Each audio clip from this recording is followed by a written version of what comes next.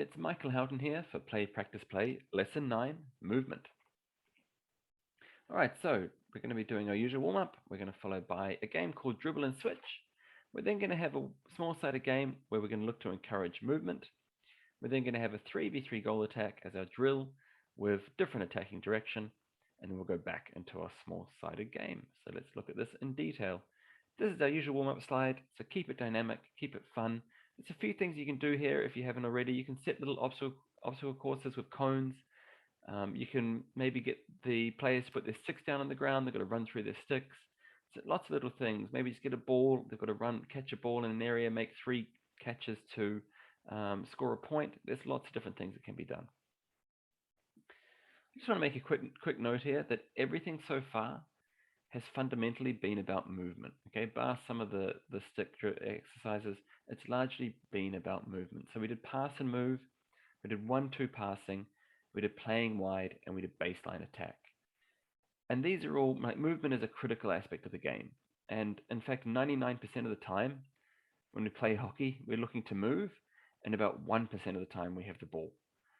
So really, there's such a massive aspect of movement. And what we find as coaches is we often spend 80-90% of our time teaching what to do when we have the ball, and we're not really focusing on movement. But in most cases, the team that moves the best and moves the most will usually win the game regardless of the ability of stick skills. So the first game, it's a warm-up game. It's called Dribble and Switch. It's really, really easy to set up. Basically, we have an area and each player starts with a ball. Coach blows the whistle and everybody dribbles in the area. They just dribble randomly around the place. Coach blows the whistle again, and this time the players leave their current ball and they've got to run and find another ball. So there's a moment of chaos while the players go and find another ball. Once they find the ball, then they continue dribbling. You do this a few times, and then eventually, when you blow your whistle, there's always that chaos moment for about 10 seconds when that happens. Just go and find a ball and take it away. And that should be really easy because the players will be moving away from their ball. So just go and find a player, pick up their ball, and that's totally fine. That will then create a knockout element. So there'll be one player that just simply can't find a ball. That player is then knocked out. Rinse and repeat that until eventually you only have 2 players left. You can have a final then if you want to, with only 1 ball left, or maybe just leave it as 2 winners. That's fine, whatever is needed. And basically then just repeat this. So you've got 10 minutes for this game. So just repeat it. You can do a few cycles over to see if you get different winners as it goes. We'll then go into play 1. This is going to be a small-sided game. Again, ideally 4v4, 5v5, and 6 or 6v6. So split it up as needed.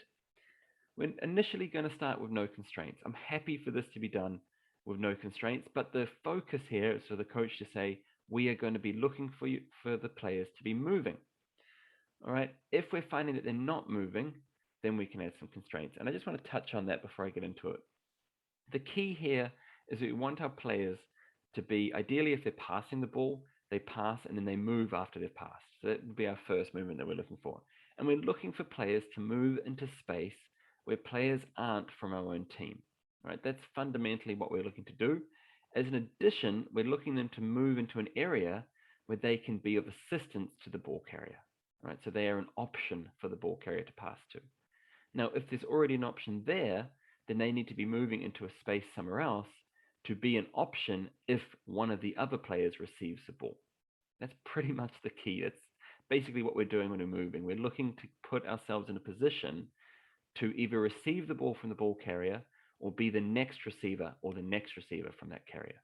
Okay, so a good example is if we're attacking up the left, our player identifies that there's no space up the left, they bring the ball back, so they make a back pass, and then that player then passes the ball directly square to maybe somebody in the center, who then passes the ball through to maybe the right wing. Right? In that case, we've had 3 passes, and we've moved the ball from one side of the pitch to the other and into some new space.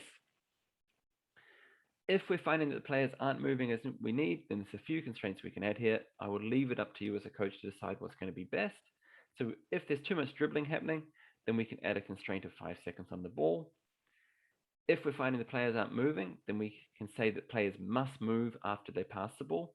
Right? That's a really good one because sometimes players will admire their pass. They shouldn't be. Pass and move. And then we can also add just a simple constraint that the players must be moving. So we just spell it out to them that they can't stand still on the hockey pitch. Right, so we should have some exhausted players after this one, which is what we should be expecting from our players. All right, that's what we're looking for with movement. We then go into our practice. This one's a little bit complicated. Okay, so I'm going to try my best to explain this. You sometimes will get a little bit of whinging with this one as well. So set it as needed, but it's kind of one of these drills where the players need to work this out for themselves. All right, so it's really quite important. So basically, we set it as the usual 3v3. Okay, we have our ball. We've got 3 cones set here. We've got our 3 defenders players, so maybe put those 3 defending players in bibs. If you've got quite a big number of players, you could have 2 lots of defenders. So you could have another 3 defenders standing behind the goal and swap them out each time. Okay, we have our goal set. What we have is we actually have 3 cones set up at different ends, and we want to be quite extreme with how these are set up. Okay, if you find the players are finding this too hard, then you can move this cone this way, maybe into here or here. Okay, but particularly for older players, but be a little bit extreme. The player starts here with the ball. Okay, we want to see our defending players pick up and mark a player. So we did marking last week. So maybe as this player comes in, this defender is going to pick up. All right, this player might come in this way. We want to see them pick it up. Okay, and this player might come into this space. We want to see them pick it up. So defensively, that's what we want to be seeing. All right. From an attacking point of view, and this is kind of the key, I talked about it earlier. When a player has a ball, we're looking to move into space that can actually help them. Right? So I'll give you an example of how this is typically done when it first starts out. Player has the ball here. Player starts dribbling the ball. These 2 players run in here. Right? What you find is that the defenders will just move. This defender will move here. This defender will move here. They'll create this nice wall. Player tries to blast it through. Defender intercepts it, or maybe they get the odd miracle ball through. Okay, and players get exceptionally frustrated because they can't work out why they can't get the attacking going. So this isn't a bad thing. If we get our players asking why isn't this working, then in this case we actually have the players looking to improve themselves, which is really, really good. Sometimes as coaches we feel like we're giving away all the answers, and ideally we want our players to work it out for themselves. So this comes back to the simple concept that I talked about earlier, that we want our players to move in a way that they will actually help the ball carrier and be an option for the ball carrier.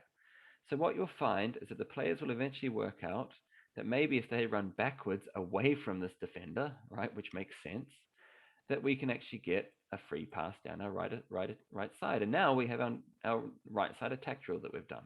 Right? So again, we're starting to see some of these things come out. The second option is a pass is given. This player now moves into this space, or maybe they move more into this space, into this space here. And now this, a nice 1-2. Okay, that's probably more arrows than I've ever done, but you can see you've got a nice 1-2 there. So we want the players to be working out that they need to be in a position to receive the ball from the ball carrier. Now again, we talked about this earlier, we might want to have some players being the option for the third player. Okay, so we have this player come back, right? Maybe this player runs up to the top of the D here. We now have simple pass in into a nice way to get around these 3 defenders. Okay, so again, we need to be experimenting with this a little bit. There is going to be frustration from players because they feel like they're not going to understand it. We need to explain that they need to get into a space where they can be an option for the ball carrier. And that's really the key. The other one here is that this player here running with the ball, okay, they've got a couple of options. They can either look to hold the ball up until the player is in position, or they can take on this player, right? So maybe just beating this player is a good option, because if they can beat this player, then suddenly you've got a 3v2 scenario, right? You've suddenly got your 3v2. Okay, you've actually got your markers here, absolutely dead in the water, and you're in a great position.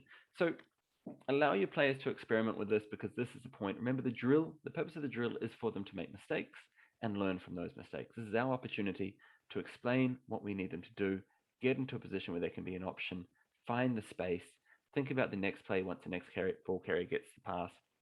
And the last thing I'll say on this is we want to be looking for our players to get free of their marker and encourage the pass to be given to the player that is free. Okay, it sounds so simple to give the ball to the free player, right? But a good pass is a pass that is made to the free player, not to a player that is marked. Because all you're doing when you pass to a player that is marked is putting them under pressure. So we're trying to get our players to get free from their markers, find space, and receive the ball then, and encourage players to be giving that pass to the player that's free, and to be encouraging the player that's free to be yelling at the player that's got the ball that they're open, and to make them, make sure that they actually get an opportunity to receive the ball. From there, we just go back into our game. Hopefully now we're going to see better examples of movement. Okay, so again, we're just looking to put that. If you put constraints on, you may want to drop them now. The players should now understand this, hopefully. All right, look, it should be a really good lesson plan. Go and enjoy it out there. Again, we're doing 14 lesson plans over the next 14 weeks. This has been number 9, so we're almost there. And remember to play, practice, play.